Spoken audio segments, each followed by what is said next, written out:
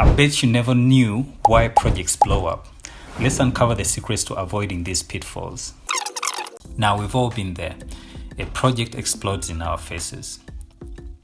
The client is freaking out, the team is stressed, budget shrinking, the scope is ballooning further.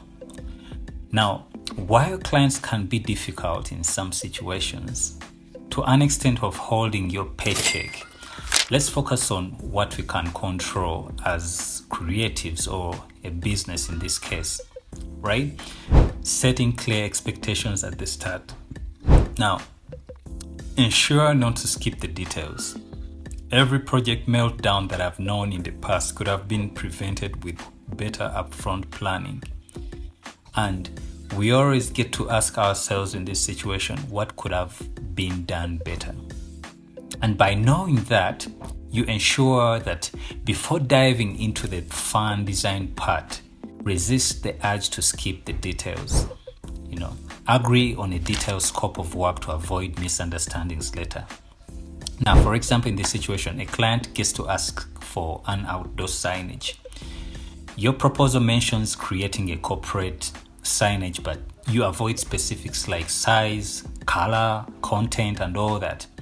And while keeping your proposal open-ended can help land the project, don't start designing until everything is nailed down. Break down that signage request. Is it engraved or designed for PVC print? What size is it? Is it a light box?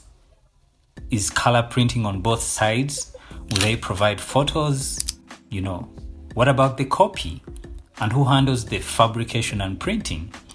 Now, having these details documented protects you when the client says, "Hey, I thought stock photos were included." With clear details, you can push back and say, "Our agreement states you would provide photos."